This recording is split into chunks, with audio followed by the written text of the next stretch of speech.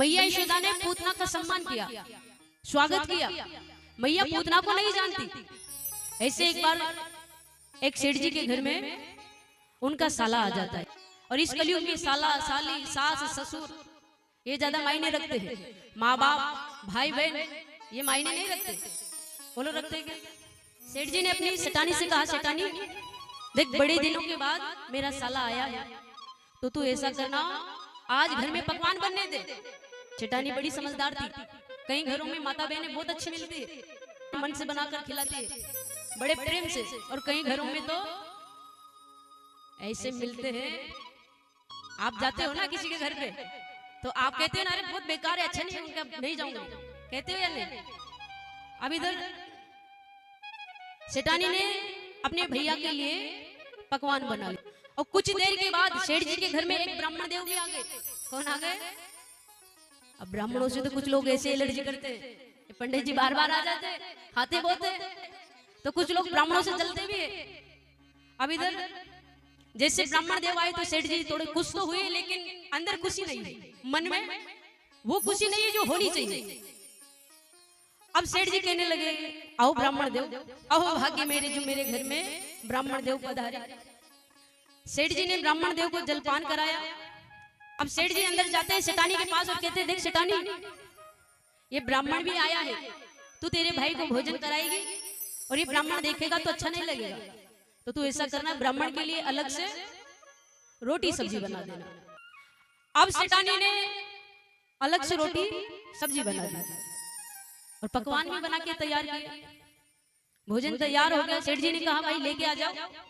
एक तरफ ब्राह्मण देव को बिठा दिया और दूसरी तरफ अपने साले को बिठा दिया। एक हाथ में तो रोटी सब्जी की थाली है, दूसरे हाथ में पकवान की थाली है।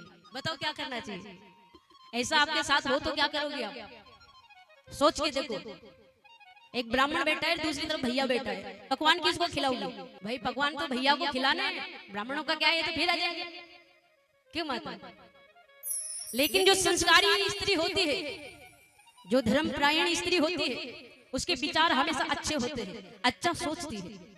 आज ये सेठानी जाती है तो ये सेठानी क्या करती है, जो पकवान की थाली थी वो तो ब्राह्मण देव के आगे रख दी, और जो रोटी सब्जी की थाली थी वो अपने भैया के आगे रख दी। अब जैसे भैया के आगे रोटी सब्जी रखी तो सेठ जी को गुस्सा आ गया, मेरे साले को रोटी सब्जी और ब्राह्मण को पकवान। अब ये सेठ जी सेठानी को कहते, तूने मेरी सारी नाक कटा दी, ये मेरा साला मेरे ससुराल जाएगा तो वहां कहेगा जिया जी ने मुझे रोटी सब्जी खिलाई और कुछ नहीं खिलाया। ये सेठानी कहती, सेठ जी